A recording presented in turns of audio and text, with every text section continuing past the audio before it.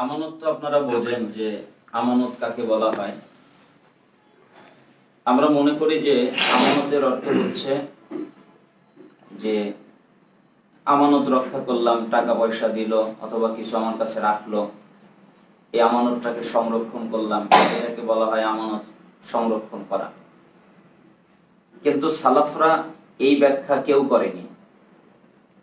আপনি যদি হাদিস অনুবাদ করেন অথবা হাদিস অনুবাদ করেন তাহলে এক ধরনের ব্যাখ্যা হবে। আর আপনি যদি সালাফদের কাছে ফিরে যান, সালাফ মানে সাহাবি, তাবি, তাবে তাবি, তাদের কাছ থেকে যদি হাদিসের অর্থ নেন তাহলে অন্য রকমের ব্যাখ্যা হবে।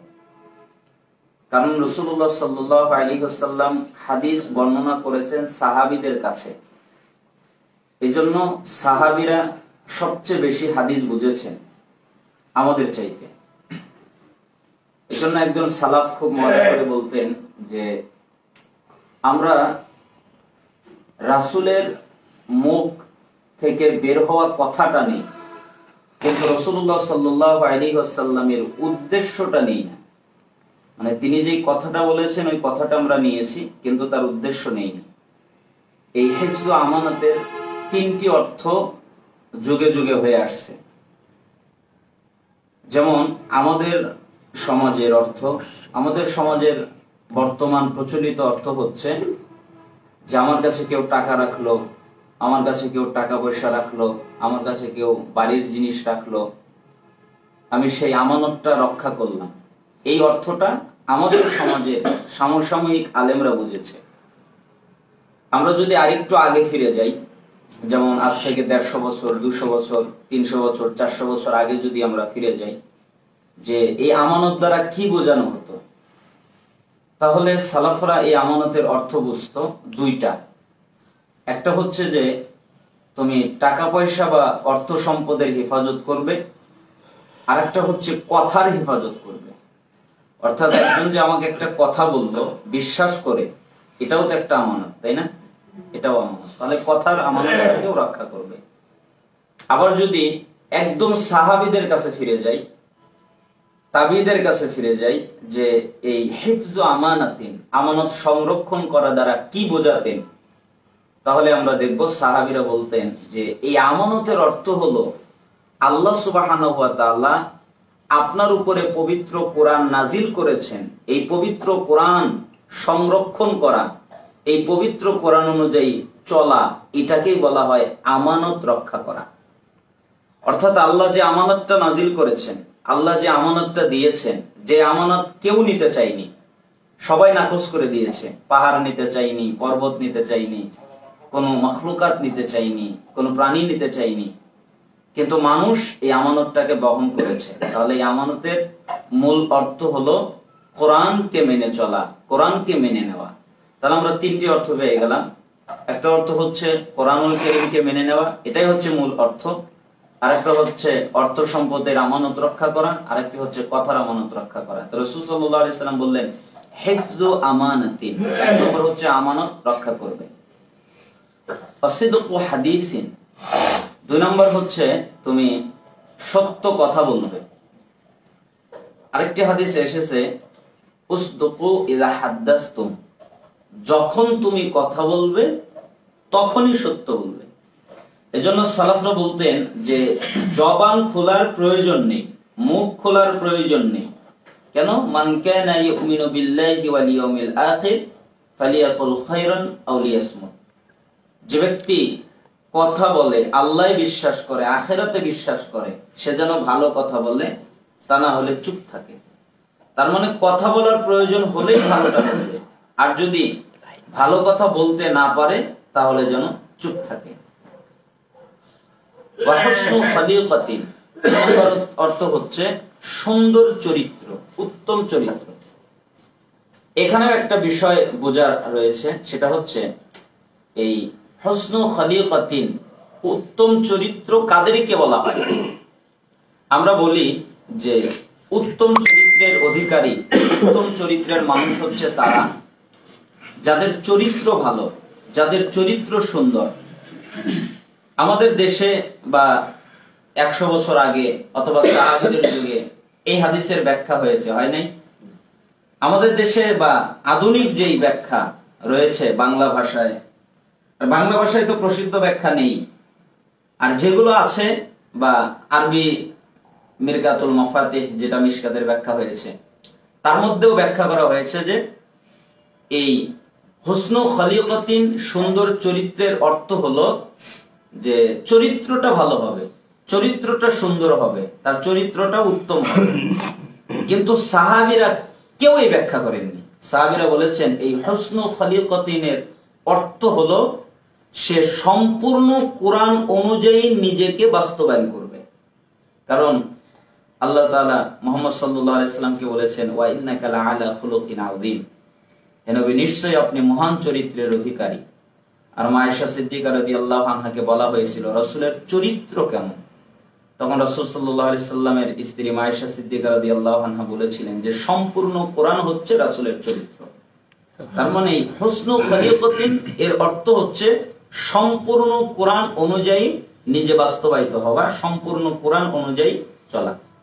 ওয়া ইফাতুন ফি তু'মাতিন, আরেকটা হলো খানা পিনায়, খাবার দাবারে সাবধানতা অবলম্বন করা। অর্থাৎ খাবারের মধ্যে যেটা আমরা খাবো, যেটা আমরা পান করব, পানি হতে পারে অথবা যে কোনো খাবার হতে পারে, ভাত হতে পারে, আমাদের ইনকামের খাবার হতে পারে, তার মধ্যে যেন হারাম প্রবেশ না করে, অর্থাৎ হারাম যেন কোনোভাবেই না থাকে। এই চারটা জিনিস। তাহলে এক নম্বর হচ্ছে যে সুন্দর, এক নম্বর হচ্ছে আমানত রক্ষা করা। আর আমরা জানলাম আমানত রক্ষা করার অর্থ হলো আল্লাহ সুবহানাহু ওয়া তাআলা আমাদের উপরে যে কোরআন নাজিল করেছেন এই কোরআনের হক আদায় করা, এটা হচ্ছে মূল অর্থ, এটা সাহাবীদের অর্থ। আর আমরা যদি 500 বছর বা 200-300 বছর আগে চলে যাই তাহলে আমরা দেখব যে এর অর্থ করা হয়েছে দুইটা, একটা হচ্ছে যে কথার আমানত রক্ষা করা, আর একটা হচ্ছে সম্পদের আমানত রক্ষা করা। আর যদি আমাদের বর্তমান যুগে আসি তাহলে একটা অর্থ যে সম্পদের আমানত রক্ষা করা। আর রাসূলের যুগে যদি চলে যাই তাহলে অর্থ হবে যে আল্লাহ সুবহানাহু ওয়া তাআলা যে কোরআনটা আমাদের উপরে নাজিল করেছেন এই কোরআনের হক আদায় করা, তাহলে এটা হচ্ছে আমানত সংরক্ষণ করা। 2 নম্বর হচ্ছে সত্য কথা বলা, অর্থাৎ যখনই কথা বলার প্রয়োজন তখন সে সত্য কথা বলবে। আর 3 নম্বর হচ্ছে অবশ্যই সে সুন্দর চরিত্রের অধিকারী হবে, সুন্দর চরিত্র গঠন করবে। আর এর মূল অর্থ হচ্ছে কোরআন অনুযায়ী নিজেকে পরিচালিত করবে, কোরআন অনুযায়ী নিজেকে বাস্তবায়ন করবে। এটা হচ্ছে সাহাবীদের ব্যাখ্যা। আর আমাদের ব্যাখ্যা হলো চরিত্র সুন্দর করলেই হবে। এজন্য আমি মাঝে মধ্যে আমাদের যাদের কাছে আমরা বিভিন্ন কিতাবাদি পড়ি অনলাইনের মাধ্যমে, আমরা তো আর সৌদি আরবে যেতে পারি না, দেখা যায় তারা আমাদের বলতেন যে তোমরা বর্তমান যুগের ব্যাখ্যা নিও না, বর্তমান যুগের ব্যাখ্যা নিলে পথভ্রষ্ট হয়ে যাবে, তোমরা ব্যাখ্যা নিবে রাসূলের যুগে সাহাবীদের। কেন? এই হাদিসটা তো সাহাবীদের উপরে রাসূল সাল্লাল্লাহু আলাইহি ওয়াসাল্লাম প্রয়োগ করেছেন, এজন্য এর আসল ব্যাখ্যা কি হবে তা সাহাবীরা জানেন। এজন্য আমি কোন হাদিস পড়লে আগে সেই প্রাচীন যুগে চলে যাই, যত কিতাবাদি পাওয়া যায় মাকতাবায়ে শামেলায় বা আরো বিভিন্ন জায়গায়, যে সাহাবীদের যুগের ব্যাখ্যা কি, তারা কি ব্যাখ্যা করতেন। এজন্য মাঝে মধ্যে আমার সাথে মানে হাদিসের দ্বিমত হয় অনেকে। আরেকটা কথা হচ্ছে খানা পিনায় সাবধানতা অবলম্বন করা। এই চারটা জিনিস যদি তোমাদের কাছে থাকে তাহলে আর কিছুই যদি না থাকে, রাসূলুল্লাহ সাল্লাল্লাহু আলাইহি ওয়াসাল্লাম বলেছেন তোমাদের কোনো ক্ষতি নাই। আল্লাহ সুবহানাহু ওয়া তাআলা যেন আমাদেরকে এই হাদিসের উপরে আমল করার তৌফিক দান করেন, আমিন। এই হাদিসটি মিশকাতুল মাসাবিতে এসেছে 5222 নম্বর হাদিস। এই হাদিসের সনদ বিশুদ্ধ, গ্রহণযোগ্য হাদিস। আল্লাহ সুবহানাহু ওয়া তাআলা আমাদেরকে হাদিসের উপরে আমল করার তৌফিক দান করুন। আমি একটা হাদিস পর্যন্ত এখানে রেখে দিচ্ছি, আবার কখনো আসলে ইনশাআল্লাহ অন্য হাদিস আমরা অনুবাদ করব। ওয়া আখিরু দাওয়ানা আলহামদুলিল্লাহি রাব্বিল আলামিন। আসসালামু আলাইকুম ওয়া রাহমাতুল্লাহ।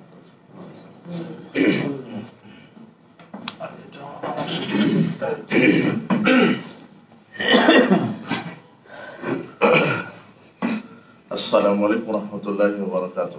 وعليكم السلام ورحمة الله. إن الحمد لله وحده والصلاة والسلام على من لا نبي بعده. فأعوذ بالله من الشيطان الرجيم. فاسألوا أهل الذكر إن كنتم لا تعلمون بالبينات والزبر. عن أبي هريرة قال قال رسول الله صلى الله عليه وسلم কুল্লু উম্মতি ইয়াদখুলুনাল জান্নাহ ইল্লা মান আবা কিলা ওয়া মান আবা ক্বালা মান আতানি দাখালাল জান্নাহ ওয়া মান আসানি ফাকাদ আবা রাওয়াহুল বুখারী। আমরা সংক্ষিপ্ত দাস হিসেবে যে বিষয়টি আমরা দাসে নিয়ে আসতে যাচ্ছি সেটা হচ্ছে দিনের ক্ষেত্রে দলিলের গুরুত্ব। দিন মানার ক্ষেত্রে কিসের গুরুত্ব? দলিলের গুরুত্ব। দলিল ছাড়া দিন অসম্পূর্ণ। আপনি দলিল ছাড়া আপনি দিনকে মানতে পারবেন না, যদিও মানেন তাহলে দিন মানা না মানা সমান। তো এ ব্যাপারে আল্লাহ সুবহানাহু ওয়া তাআলা নিজে গুরুত্ব দিয়েছেন দলিলের ব্যাপারে। রাসূল সাল্লাল্লাহু আলাইহি ওয়াসাল্লাম নিজে কট্টর ছিলেন এবং সাহাবীগণ দলিলের ব্যাপারে কট্টর ভূমিকা পালন করেছেন। দলিল বিহীন তারা আমল নিজেরা করেননি, আরেকজনকে কর্তৃত্ব করেননি। যে আমলে দলিল নাই, বরং তারা বেদাতের বিরুদ্ধে, যার দলিল নাই সেটা হচ্ছে কি বেদাত, তাই না? একটা আমল বেদাত হওয়ার কারণ হচ্ছে তার পিছনে কি নাই? দলিল নাই। রাসূল সাল্লাল্লাহু আলাইহি ওয়াসাল্লাম এর কি নাই? দলিল নাই। ঠিক আল্লাহ সুবহানাহু ওয়া তাআলা বলছেন, ইয়া আইয়ুহাল্লাযীনা আমানু ইন জাআকুম ফাসিকুম বিনাবাইন ফাতাবায়ানু। আল্লাহ বলছেন, যদি তোমাদের, হে বিশ্বাসীগণ, তোমাদের কাছে যদি কোনো ফাসিক কোনো খবর নিয়ে আসে, এই ব্যাখ্যা অনেক ভাবে, কোনো খবর নিয়ে আসলো বা কোনো আমলের কথা বললো বা যেই গুজব নিয়ে আসুক, আল্লাহ নিজে বলছেন সেটা দলিল সহকারে তোমরা তদন্ত করো। সূরা হুজুরাতের 6 নম্বর আয়াত। আল্লাহ নিজে বলছেন, যদি কোনো ফাসিক যে হোক আপনার কাছে যদি কোনো খবর নিয়ে আসে, কোনো হাদিস বলে বা কোনো কোরআনের ব্যাখ্যা দেয় বা যেটাই বলুক, তার কি থাকতে হবে? দলিল থাকতে হবে। এটা আল্লাহ নিজে বলছেন। এবং সাহাবায়ে কেরাম দলিলের ব্যাপারে খুব কট্টর। তারা দলিল ছাড়া কোনো আমল করতেন না। যেমন আবু মুসা আশারী রাদিয়াল্লাহু তাআলা আনহু, তিনি ওমর ইবনুল খাত্তাবের রাদিয়াল্লাহু তাআলা আনহু তার বাসায় গিয়ে 3 বার অনুমতি চাইলেন। বিভিন্ন হাদিসে বিভিন্ন ব্যাখ্যা আসছে 3 বার অনুমতি, অর্থাৎ 3 বার সালামের মাধ্যমে অনুমতি চাইলেন। ওমর রাদিয়াল্লাহু আনহু তিনি বুঝতে পারছেন যে আবু মুসা আশারী আমাকে আমার বাসায় এসে 3 বার সালাম দিলেন, অনুমতি চাইলেন। কিন্তু অনুমতি না পেয়ে আবু মুসা আশারী তিনি তার বাড়ি থেকে ব্যাক করলেন, ফিরে আসলেন।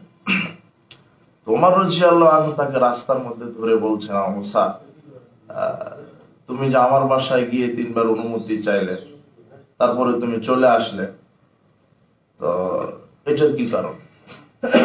তখন আবু মুসা আশারী ওমর ইবনুল খাত্তাব রাদিয়াল্লাহু আনহুকে হাদিস শোনাচ্ছেন। তিনি বলছেন, এইভাবে বলছেন, ক্বালা রাসূলুল্লাহি সাল্লাল্লাহু আলাইহি ওয়াসাল্লাম ইযা ইস্তাযানা আহাদুকুম সালাসান। রাসূল সাল্লাল্লাহু আলাইহি ওয়াসাল্লাম বলেছেন, তোমাদের কেউ যদি কারো বাসায় গিয়ে কারো বাসায় যায় তাহলে 3 বার অনুমতি চাইবে। কয়বার? 3 বার। ফালাম ইউজান লাহু, যদি বাড়িওয়ালা অনুমতি না দেয়, ফালিয়ারজি, তাহলে ফিরে আসবে। তখন ওমর বলছে, ওয়াল্লাহি, আল্লাহর কসম, লা তুকিমান্না আলাইহি বিবাইনাত, দলিল পেশ করো। কি পেশ করো? তুমি যে হাদিসটা শোনালে আর কি পেশ করো? দলিল পেশ করো, না হলে তোমাকে শাস্তি দেওয়া হবে। মুসান্নাফ ইবনে আবি শাইবার মধ্যে আসছে যে ওমর তরবারি বাহির করে বলছে যে দলিল যদি পেশ না করতে পারো তাহলে তোমার পিঠ চিরে তোমাকে হত্যা করা হবে। এক সাহাবী আরেক সাহাবীকে কিসের হুমকি দিচ্ছে? হত্যার হুমকি দিচ্ছে। আবু মুসা আশারী ঘাবড়ে গেলেন, তিনি খুব ঘাবড়ে গেলেন। তিনি চিন্তা করলেন দলিল, তো তিনি এক সাহাবীদের বৈঠকে উপস্থিত হলেন। তখন সেখানে অনেক সাহাবী আছে। উবাই ইবনে কাব বলছেন, কি ব্যাপার আবু মুসা আশারী, তোমার এই অবস্থা, কাঁপাচ্ছ কেন? ঘাবড়ে গেছে। উমার বলে কথা, যা বলবে তাই, যা করবে তাই, যা বলবে তাই করবে। তো বলছে, এই ঘটনা, আমি উমারকে একটা হাদিস শোনালাম, উনি তো দলিল চাচ্ছেন। আমি তো হাদিস জানি, কিন্তু আমার কথা তো, তিনি তো সনদ চাচ্ছেন, তিনি দলিল চাচ্ছেন। উবাই ইবনে কাব তখন বলছেন যে, ওয়াল্লাহি, আল্লাহর কসম, লা ইয়াকুমু মাকা ইল্লা আসগারুল কওম, এটা তো আমাদের মধ্যে যে সবচেয়ে ছোট সাহাবী, তিনি তো এই হাদিস জানেন। ফাকুনতু আসগারুল কওম, আবু সাঈদ খুদরি রাদিয়াল্লাহু আনহু বলছেন আমি সবচাইতে ছোট, ওই বৈঠকে সবচাইতে ছোট, এবং সাহাবীদের মধ্যেও তিনি সবচাইতে ছোট। তিনি ফাকুনতু মাহু ফাখবারতু উমারা আন্না নবী সাল্লাল্লাহু আলাইহি ওয়াসাল্লাম কালা যালিক। তিনি উঠে সরাসরি উমরকে বলছেন যে হ্যাঁ, রাসূল সাল্লাল্লাহু আলাইহি ওয়াসাল্লাম এই কথা বলেছেন যে কারো বাসায় গিয়ে 3 বার সালাম দিবে, 3 বার অনুমতি চাইবে, যদি অনুমতি না পাও তাহলে ফিরে আসবে। তাহলে এই যে দলিলটা পেলেন কে? ওমর রাদিয়াল্লাহু আনহু। তার মানে সাহাবীগণ দলিলের ব্যাপারে কট্টর ছিলেন, দলিল ছাড়া তারা কি করতেন না। দেখেন ওমর রাদিয়াল্লাহু আনহু বলছেন তুমি যে হাদিসটা শোনালে কি পেশ করো, দলিল পেশ করো। আর দলিল বিহীন আমি যে আমলটা করছি সেটাতে যদি দলিল না থাকে তাহলে সে আমলটা গ্রহণযোগ্য হবে না। এই হাদিস থেকে দুটা বিষয় জানা যায়, একটা হচ্ছে দলিল, আর একটা হচ্ছে আপনি যত বড় আলেম হন সব জানবেন, এটা কিন্তু ঠিক না। আলেম অনেক জানে, আলেম সব জানে না। ওমর রাদিয়াল্লাহু আনহুর মতো সাহাবী এই হাদিসটা তার কি ছিল না, তখন জানা ছিল না, কি কারো বাড়িতে গিয়ে সালাম দিতে হয়। এই জন্য অনেকে বলে বাপরে এত বড় আলেম তারপরে ভুল হচ্ছে, এত বড় আলেম তাও জানে না। বিষয়টা এমন না, আপনি অনেক জানতে পারেন কিন্তু সব জানতে পারেন না। সব জানেন একমাত্র কে? আল্লাহ। তো এই জন্য আমাদের ইলমের বড়াই বা এগুলি করার কোনো প্রয়োজন নেই। এই হাদিসটা প্রমাণ হচ্ছে, এটা সহিহ বুখারীর হাদিস 6245 নম্বর হাদিস, যে সাহাবীগণ দলিলের উপরে কি ছিলেন? কঠোর ছিলেন, দলিল ছাড়া তারা কোনো আমল করতেন। এমনকি সাহাবীরা বেদাতের বিরুদ্ধে কঠোর ছিলেন। সাহাবীগণ বেদাতের বিরুদ্ধে কঠোর ছিলেন, কোন বেদাতকে দেখলে সাহাবীরা সঙ্গে সঙ্গে প্রতিহত করতেন। সহিহ বুখারীর 956 নম্বর হাদিসে আসছে, আবু সাঈদ খুদরি রাদিয়াল্লাহু আনহু বলছেন আমরা রাসূল সাল্লাল্লাহু আলাইহি ওয়াসাল্লামের যুগে রাসূল সাল্লাল্লাহু আলাইহি ওয়াসাল্লামের সাথে ঈদের মাঠে যেতাম, তিনি গিয়ে প্রথমেই সালাত আদায় করতেন, এরপরে খুতবা দিতেন। কিন্তু রাসূল সাল্লাল্লাহু আলাইহি ওয়াসাল্লামের পরে মদিনার খলিফা হলেন মারওয়ান। মারওয়ান খলিফা হওয়ার পরে তিনি ঈদের সালাতকে পরিবর্তন করে ফেললেন, তিনি আগে খুতবা দিলেন পরে সালাত আদায় করলেন, এবং তিনি ঈদের মাঠে মেম্বার নিয়ে গেলেন। যখন মেম্বারে উঠে তিনি আগে খুতবা দিবেন, তখন আমি আবু সাঈদ খুদরি কাপড়টা টেনে ধরলাম মারওয়ানের, এই আপনার রাসূলের দিনকে পরিবর্তন করছেন, মেম্বার থেকে নামেন, আগে সালাত হবে পরে কি হবে খুতবা, আপনি আগে খুতবা দিচ্ছেন কেন? তখন মারওয়ান বলছে, যুক্তি দিচ্ছে যে না, আগে খুতবা দিব এই জন্য যে আগে সালাত আদায় করে পরে খুতবা দিলে জনগণ থাকে না, কাজে আমি আগে খুতবা দিব পরে কি করব, সালাত আদায় করব। তখন আবু সাঈদ খুদরি বলছেন আসসালামু আলাইকুম, যেখানে রাসূলের দিনকে পরিবর্তন করা হয় সেখানে আমি আবু সাঈদ খুদরি ওই মাঠে ঈদের সালাত আদায় করতে পারি না। এই দেখেন একজন সাহাবী রাসূলের সুন্নাহকে কিভাবে হেফাজত করলেন। সাহাবীরা সেই যুগ থেকে বেদাতের বিরুদ্ধে কট্টর ছিলেন, তারা বেদাতে আমলকে প্রশ্রয় দেননি। আবু দাউদের 538 নম্বর হাদিস, ওমরের ছেলে ওমর রাদিয়াল্লাহু আনহুর ছেলে আব্দুল্লাহ, এজন্য আমরা বলি আব্দুল্লাহ ইবনে ওমর, ওমরের ছেলে আব্দুল্লাহ, সেই বয়সে অন্ধ হয়ে গেছিল।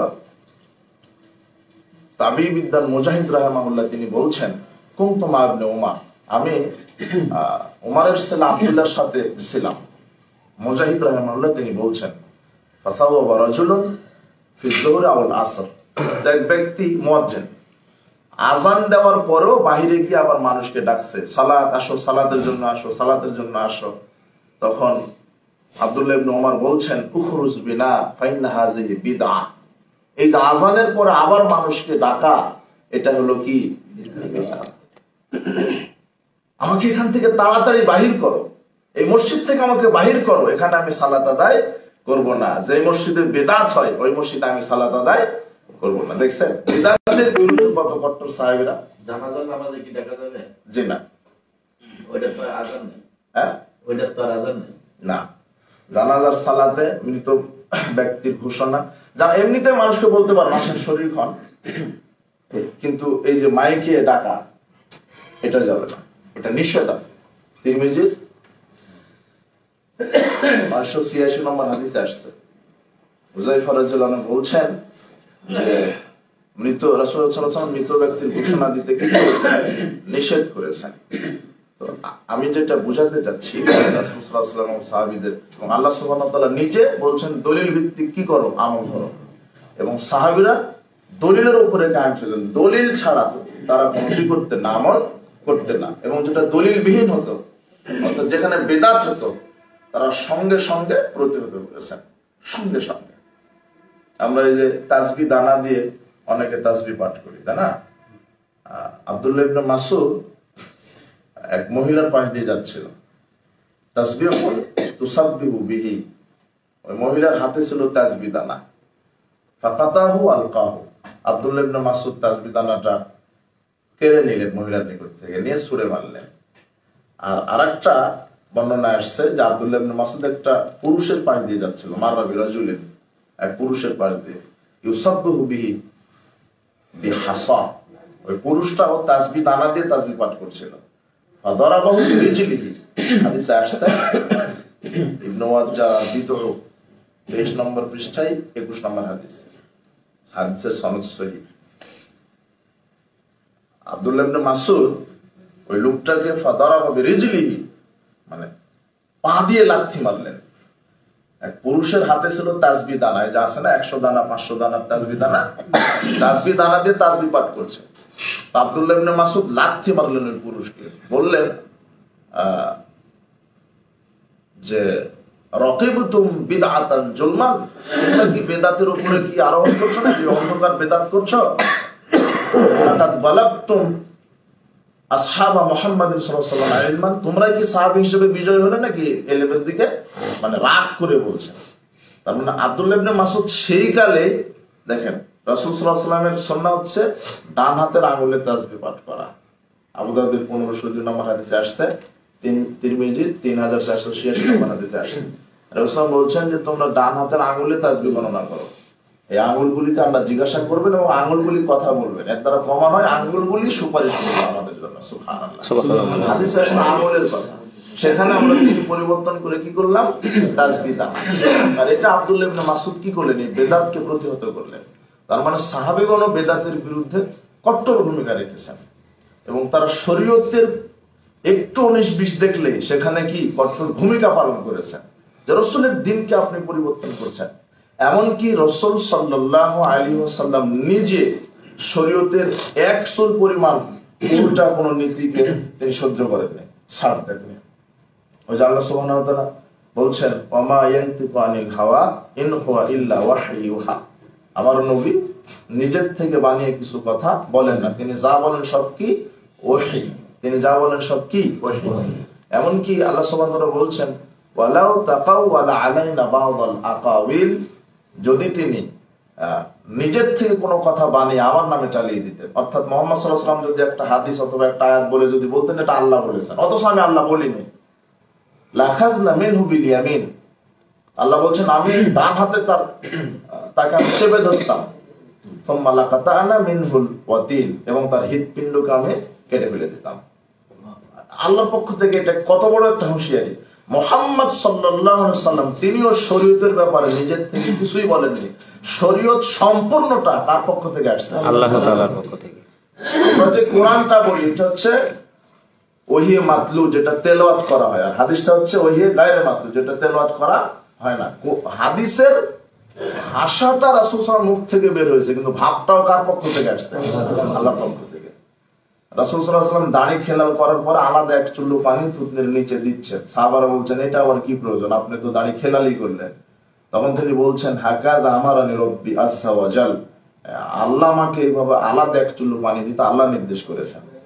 মানে শরীয়তের ব্যাপারে এমনকি রাসূল সাল্লাল্লাহু আলাইহি ওয়াসাল্লাম নিজের শরীয়তের কাছে জিম্মি ছিল, রাসূল সাল্লাল্লাহু আলাইহি ওয়াসাল্লাম নিজস্ব ক্ষমতায় একটা আমল করতে পারেননি। এটা দেখবেন, আপনি দেখেন হাদিসটা সহিহ বুখারীর 2351 নম্বর হাদিসে আছে।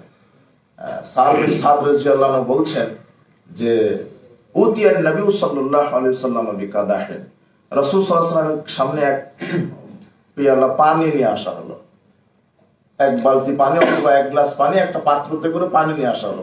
ফাশারাবা মিনহু, তিনি পানিটা পান করলেন।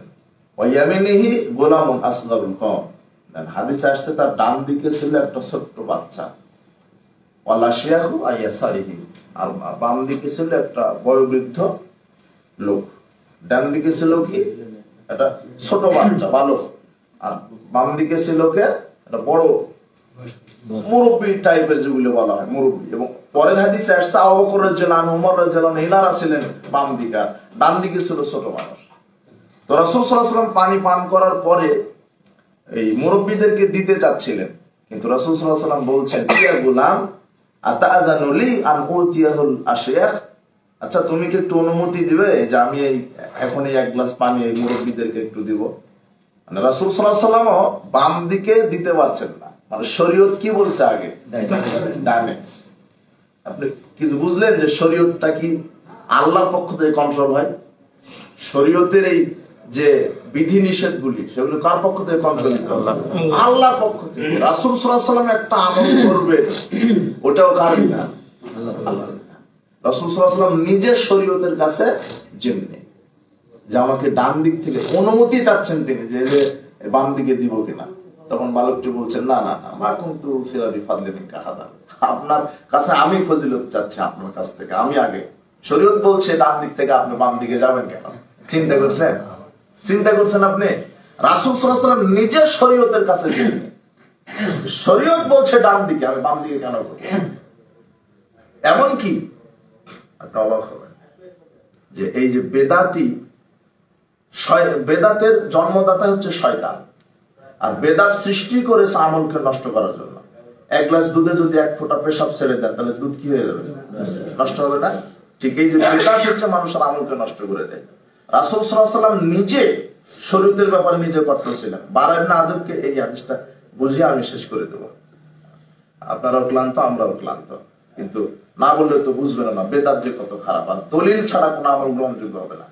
দলিলবিহীন যদি আপনি আমল করেন তাহলে আমল আপনি কিয়ামত পর্যন্ত করেন। রাসূল সাল্লাল্লাহু আলাইহি ওয়াসাল্লামের তরিকায় যদি সালাত আদায় না করেন তাহলে আপনি সালাত আদায় করার পরও বেনামাজি হয়ে মারা যাবেন। আপনি সালাতে আদায় করছেন কিন্তু রাসূলের তরিকায় হচ্ছে না, তাহলে আপনি বেনামাজি হয়ে মারা যাবেন। ওই যে হুযায়ফা রাদিয়াল্লাহু আনহু বলছে এক লোককে সালাত আদায় করতে দেখছে মসজিদে, দেখে তিনি দাঁড়িয়ে আছেন, যে শেষ হলে জিজ্ঞাসা করবেন যে কি কতদিন এইভাবে সালাত আদায় করো কতদিন থেকে? হাদিসে আসছে নাসাই 1312 নম্বর হাদিসে। হুযায়ফা রাদিয়াল্লাহু আনহু বলছেন, এই কাম তুসাল্লি হাদিস সালাত, তুমি এইভাবে কতদিন থেকে সালাত আদায় করো? তখন লোকটা গর্বের সাথে বলছে, মুনযু আরবাইনা আমা, 40 বছর ধরে সালাত আদায় করি। কি বলেন? কত বছর ধরে? 40 বছর। মা সাল্লাইতা মুনযু আরবাইনা সানা, না না না, তুমি তো 40 বছর ধরে সালাত আদায় এবং সালাতে আদায় করো না। ওয়ালাউ মিত্তা ওয়া আনতা তুসাল্লি হাদিস সালাত, তুমি এইভাবে সালাত আদায় করতে করতে যদি মারাও যাও, লা মিত্তা লা গায়রি ফিতরাতি মুহাম্মদ সাল্লাল্লাহু আলাইহি ওয়াসাল্লাম, তাহলে মুহাম্মদ সাল্লাল্লাহু আলাইহি ওয়াসাল্লামের যে ফিতরাত, যে ইসলাম, যে সালাত, ওই সালাতের বাইরে তুমি মারা যাবে। 40 বছর থেকেও যদি তুমি সালাত আদায় করো, ঠিক আছে, এইভাবে যদি করতে করতে মারাও যাও, তাহলে রাসূল সাল্লাল্লাহু আলাইহি ওয়াসাল্লাম যেই সালাত রেখে গেছেন ওই সালাতের উপরে তুমি মারা যেতে পারবে না। কথা বুঝতে পারলেন? হুযায়ফা রাদিয়াল্লাহু আনহু বলছেন যে তুমি কি সালাত আদায় করছো? রাসূলের সালাত না। এখন আমি যেটা বুঝতে চাচ্ছি যে রাসূল সাল্লাল্লাহু আলাইহি ওয়াসাল্লাম শরীয়তের উল্টা সহ্য করতে পারেন না। রাসূল সাল্লাল্লাহু আলাইহি ওয়াসাল্লাম যেটা বলছে শরীয়তের ব্যাপারে ওটাই মানতে হবে। হাদিসটা তিরমিজি 3394 নম্বর হাদিসে আসছে। বারা ইবনে আযবকে ঘুমানোর দোয়া শিখাচ্ছেন রাসূল সাল্লাল্লাহু আলাইহি ওয়াসাল্লাম। রাসূল সাল্লাল্লাহু আলাইহি ওয়াসাল্লাম বলছেন, এই বারা ইবনে আযব, আলা উআল্লিমুকা কালিমাত, আমি তোমাকে একটা দোয়া শিখাই দিব না? তাকুলু হাইদা আওয়াইতালা ফিরাশিক, যখন তুমি ঘুমাতে যাবে তখন এই দোয়াটা বলো। ফাইন মুত্তা, যদি তুমি মিন লাইলাতি, এই দোয়াটা পড়ে যদি রাতেই মারা যাও, মুত্তালাল ফিতরা, তাহলে আল্লাহ তোমাকে ইসলামের উপরে মৃত্যু দান করবেন। সুবহানাল্লাহ। ওয়াইন আসবাহতা আসবাহতা কাদ আসাবতা খায়রান, আর যদি তুমি এই দোয়া পাঠ করে ঘুমিয়ে সকাল করো, আল্লাহ তোমাকে কল্যাণের উপরে সকাল করাবেন। তো বারা ইবনে আযব বলছেন, ঠিক আছে বলেন। তখন তিনি বললেন যে তুমি এইভাবে ঘুমানোর সময় দোয়া বলো, আল্লাহুম্মা আসলামতু নাফসি ইলাইকা ওয়া ওয়াজ্জাহতু ওয়াজহি ইলাইকা ওয়া ফাওয়াজতু আমরি ইলাইকা ওয়া আলজাহতু যহরি ইলাইকা রাব্বাতা ওয়া রাহবাতান ইলাইকা লা মালজা ওয়া লা মানজা মিনকা ইল্লা ইলাইকা আমানতু বিকিতাবিকা আল্লাযী আনসালতা ওয়া বিনাবিয়িকা আল্লাযী আরসালতা। এটা হচ্ছে ঘুমানোর দোয়া শিখালেন। এখন বারা ইবনে আযব এখানে একটু মাতবাড়ি করছে, বুঝলেন? রাসূল সাল্লাল্লাহু আলাইহি ওয়াসাল্লাম বললেন তুমি বলো আমানতু বিনাবিয়িকা, কিন্তু বারা ইবনে আযব চিন্তা করলো না, নাবিয়িকা বলবো না, রাসূলিকা বলি, কারণ নবীদের যে রাসূলদের মর্যাদা কি একটু বেশি। তার গতিটা এরকম যে না, আমানতু বিনাবিয়িকা ওই জায়গায় লাগাই দিছে কি রাসূলিকা, আমানতু বিরাসূলিকা। বারা ইবনে আযিব বলছেন ফাতাআনা ইয়াদাহু ফি সাদরি, আমি যখনই নাবিকার জায়গায় রসুলিকা লাগাইছি, রাসূল সাল্লাল্লাহু আলাইহি ওয়াসাল্লাম আমাকে একটা ঘুষি মেরে দিলেন আমার বুক বরাবর। কয়টা ঘুষি? মানে রাসূল সাল্লাল্লাহু আলাইহি ওয়াসাল্লাম নিজে শরীয়তের পরিবর্তন কি করতে পারলেন না, করতে পারলেন না। আর এই দেশের হুজুরেরা শুধু শব্দ পরিবর্তন করেনি, দোয়াটাই তৈরি করেছে এরা। বিসমিল্লাহির রহমানির রহিম, আল ইসলামু হাক্কুন আল কুফরু বাতিলুন আল ঈমানু নূরুন আল কুফরু যুলমাতুন, এটা হলো হুজুরের দোয়া। যে দোয়া পৃথিবীতে কোনো হাদিসের কিতাবে সহিহ না, জয়ীফ না, এটা জাল হাদিসও নাই। অথচ মাওলানা আশরাফ আলী থানভী লিখে গেছেন, বড় পীর সাহেব যা বলবে তাই চলছে। কথা বুঝেন না? এই যে জায়নামাজের দোয়া তৈরি করছে, এই যে মুখে নিয়ত বলে সালাতের পূর্বে, কি মুখে আরবি নিয়ত কার মুখস্থ আছে? তাই না? এটা সহিহ জয়ীফ না, এটা জাল দলিল নাই হাদিসের কিতাবে। তাহলে এই যে আমরা তাশাহুদের বৈঠকে অনেকে দেখবেন টপ করে একবার আঙুল জায়গায় আবার টপ করে নামায় দেয়, তাই না? আচ্ছা, আশহাদু আল্লা ইলাহা ইল্লাল্লাহ ওয়া আশহাদু আন্না মুহাম্মাদার রাসূলুল্লাহ, এই যে একবার টপ করে জাগানো, টপ করে নামানো, এর কোনো ভিত্তি নাই, দলিল নাই, জাল দলিল নাই। হাদিস আসছে ইশরু, সর্বোপরি সবসময় ইশারা করা, আস্তে আস্তে। আবার আরেক বলছে না যে পুরুষ হলো নাভির নিচে হাত বাঁধবে, আর হলো কি মহিলারা বুকের উপরে। এটা সহিহ জয়ীফ না, জাল দলিল নাই, হাদিসের কিতাবে এটা লেখাই নাই। মানে আমরা জনগণকে এটা বুঝাতে পারতেছি না যে আমল করতে গেলে দলিল লাগে। দেশের মানুষের আকীদা আমল করতে দলিলের প্রয়োজন, আমল করতে আকাবির বড় আলেমেরা বাপ দাদা যা করে গেছে, এটা হলো আকীদা। দলিল যে লাগে আমল করতে, এটা এরা বুঝতে যাচ্ছে না। দলিলবিহীন আমল, মাথাবিহীন দেহ যেমন, শেকড়বিহীন গাছ যেমন, দলিলবিহীন আমল তেমন। কথা কি বুঝছেন? যে গাছের শিকড় নেই, গাছের দাম আছে। আর যার আপনার যে বডিতে মাথা নাই, ওই বডির দাম আছে। তো দলিল ছাড়া কি হবে না, আমল গ্রহণযোগ্য হবে না। দলিল ছাড়া আমল গ্রহণযোগ্য হবে না। তো মূল একটা বিষয় ছুটে গেছে, যাক। তো এইভাবে প্রচলিত কত ভ্রান্ত আমল সমাজে চালু আছে, এগুলি থেকে আমাদেরকে বিরত থাকতে হবে। সাহাবীগণ দলিলের উপরে কায়েম ছিলেন, এবং এমনকি অনেক দিনী ভাইয়েরা বলেন না, এটা আমাকে সবচেয়ে বেশি কাদায়। সেদিন নারায়ণগঞ্জে গেছিলাম, এক ছেলে বলছে যে হুজুর বলে, আচ্ছা হুজুর বলা থেকে বিরত থাকবে না। বলছে আমি বিবাহ করেছি, আমার নিজের বাপ আমাকে ত্যায্য পুত্র করেছে, কি অপরাধ? এই যে আমি সালাফি আকীদা গ্রহণ করছি তাই। আমার অনেক মহিলা ফোন দিয়ে কান্নাকাটি করে, আমার স্বামী আমাকে তালাক দিছে। আবার অনেক পুরুষও বলে যে আমার স্ত্রী আমাকে ছেড়ে চলে গেছে, কি আমি আহলে হাদিস হইছি, তা আমার স্ত্রী আমার কাছে থাকবে না। অনেক স্ত্রী আবার বলে যে আমি আহলে হাদিস হইছি, আপনাদের বই সালাফদের বই মানাজ ফলো করি, তাই স্বামী আমাকে তালাক দিছে। এই সালাফি ভাইয়েরা নির্যাতিত না? এই যে কিছুদিন আগেই তো একটা ছেলেকে মসজিদে মারলো, হসপিটালে করতে হবে। আর অপরাধ কি? চুরি করছিল, কি করছিল? জোরে আমিন বলেছিল। এটা হলো কি অপরাধ? আজকে সহিহ হাদিস মানার কারণে ছেলে এবং বাপের মধ্যে দূরত্ব তৈরি হচ্ছে, তাই না? সহিহ হাদিস মানার কারণে ফুফু খালা এদের সাথে দূরত্ব তৈরি হচ্ছে। দেখতে পাচ্ছেন, এই তো ফিতনাবাজ হয়ে গেছে। কিন্তু রাসূল সাহাবীদের মানহাজটা কি ছিল? আগে কোরআন এবং সহিহ হাদিস, তারপরে পিতামাতা। আগে কোরআন এবং সহিহ হাদিস, আগে শরীয়ত, আগে ইসলাম, তারপরে অন্য কথা। রাসূল সাহাবীগণ নিজেরা রাসূল সাল্লাল্লাহু আলাইহি ওয়াসাল্লাম হাদিসের উল্টা কিছু সহ্য করতে পারেনি। দেখেন, ওই যে ওমরের কাহিনী বললাম না, ওমর ইবনে খাত্তাব, তার ছেলে হচ্ছে আব্দুল্লাহ, ওই যে আব্দুল্লাহ ইবনে ওমর। আবার আব্দুল্লাহর ছেলে হলো বেলাল। আব্দুল্লাহর ছেলের নাম কি? বেলাল। আব্দুল্লাহ ইবনে ওমর একটা হাদিস শোনাচ্ছেন, বলছেন, এই শোনো, লা ইয়ামনাআন্না রাজুলুন আহলাহু আয়াতুল মাসাজিদ। শোনো, তোমরা কোনো মহিলাকে মসজিদে যেতে বাধা দিবে না। কোন মহিলা যদি মসজিদে গিয়ে সালাত আদায় করতে চায়, তাহলে কি দিবে না? বাধা দিবে না। এটা আব্দুল্লাহ ইবনে ওমর এই হাদিসটা শোনাচ্ছেন। তখন আব্দুল্লাহর ছেলে বেলাল বলছেন, কালে ইবনে আব্দুল্লাহ ইবনে ওমর, আব্দুল্লাহ ইবনে ওমরের ছেলে বলছেন, ফা ইন্না নামনাহু হুন্না, আমরা অবশ্যই মহিলাদেরকে বাধা দিব। এখন ফিতনার যুগ, মহিলারা কেন মসজিদে যাবে? তখন আব্দুল্লাহ তার ছেলেকে বলছেন, তার বেলালকে বলছেন, আরে ও হাদিসুকা রাসূলুল্লাহ সাল্লাল্লাহু আলাইহি ওয়াসাল্লাম ওয়া তাকুলু হাদা, আমি তোমাকে রাসূলের হাদিস শোনাচ্ছি আর তুমি বলছো বাধা দিবে। মা কাল্লামাউ হাত্তা মাতা।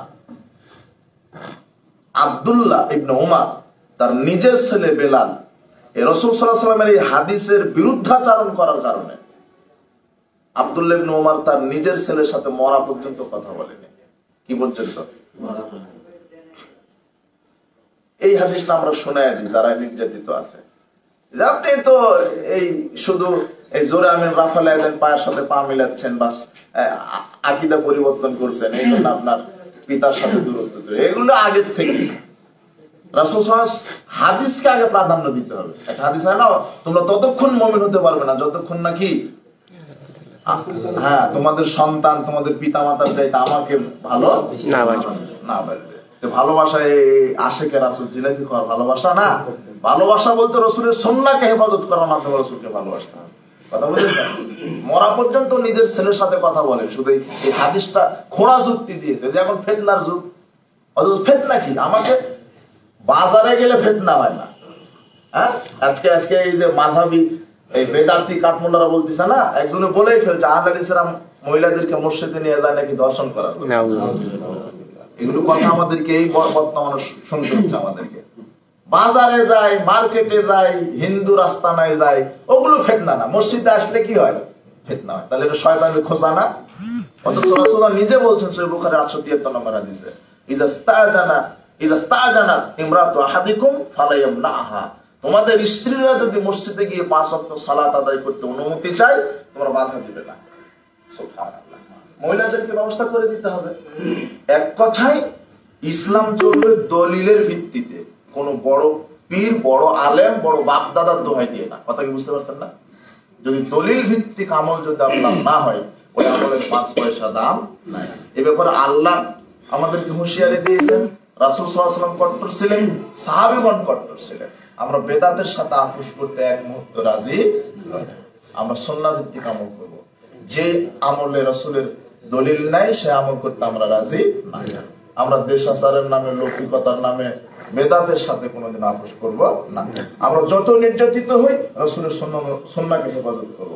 রাসূল সাল্লাল্লাহু আলাইহি ওয়াসাল্লাম বলছেন, ইন্না মিন ওরাইকুম জামানা সাবরিন লিল মুতামাসসিকি ফি আযল 50 শাহিদান মিনকুম। ধৈর্যের যুগে এই যে এখন আমাদের উপর নির্যাতিত হচ্ছে না, এই জোরে মসজিদ ভেঙে দিচ্ছে, জোরে আমিন বলার কারণে, রাফাল আদায় করার কারণে, আওয়াল লোককে সালাত আদায় করার কারণে, এছাড়া নিকৃষ্ট আর কি হতে পারে? এরা যে কত খারাপ, এরা যদি সুযোগ পায় কাবা ঘর তো ভেঙে দিবে। এরা কাবা ঘরে তো জোরে আমিন হয়, 12 তাকবীরের সালাত হয়, পায়ের সাথে পা মিলানো হয় না? এই অপরাধী তো আজকে বাংলাদেশে আমাদের মসজিদ ভাঙতেছে, তাই কি না? এই অপরাধের কারণে তো ছেলেটার গায়ে হাত দিল। এরা যদি সুযোগ পায়, বেদাতি কত খারাপ এরা, এদেরকে সম্মান করা ছেড়ে দিবেন। এদেরকে সালাম, বেদাতে সালাম দেওয়া হারাম। এটা হচ্ছে সালাফদের মানহাজ। তো বলছিলাম যে হ্যাঁ, ধৈর্যের যুগে রাসূল বলছেন, আমার একটা সুন্নাতের উপরে কেউ যদি আমল করে তাহলে আল্লাহ তাকে 50 জন শহীদের সমান লিখে দিবেন। সুবহানাল্লাহ। কাজে আমরা আগে রাসূলের সুন্নাহ, জিলাপি খাওয়া মহব্বত না, কথা কর্মে, সালাত, সিয়াম, হজ, যাকাত, অর্থনীতি, রাজনীতি, সব জায়গাতে কার সুন্নাহ ফলো করতে হবে? রাসূল সাল্লাল্লাহু আলাইহি ওয়াসাল্লামের সুন্নাহ। আল্লাহ সুবহানাহু ওয়া তাআলা আমাদেরকে এই দার্স থেকে আমাদের সবাইকে এই শিক্ষা গ্রহণ করার তৌফিক দান করুন আল্লাহ। আমরা সার্বিক জীবনে যেন পবিত্র কোরআন এবং সহিহ হাদিসের সনিষ্ঠ অনুসারী হয়ে আমরা আমাদের আমল আকীদা প্রতিষ্ঠিত করতে পারি, আল্লাহ সেই তৌফিক দান করুন। ফজরের সালাতের পর আমরা যে দাসগুলিতে বসেছি যারা, আল্লাহ তুমি আমাদের পাপগুলিকে ক্ষমা করো, আমিন, সংশোধন করার তৌফিক দান করো। আমরা সকলের জন্য দোয়া রাখি, আল্লাহ তুমি আমাদের উপরে খাস রহমত বরকত দান করো, আমিন। সুবহানাকা আল্লাহুম্মা ওয়া বিহামদিক, আশহাদু আল্লা ইলাহা ইল্লা আনতা, আস্তাগফিরুকা ওয়া আতুবু ইলাইক। আসসালামু আলাইকুম ওয়া রাহমাতুল্লাহি ওয়া বারাকাতুহু।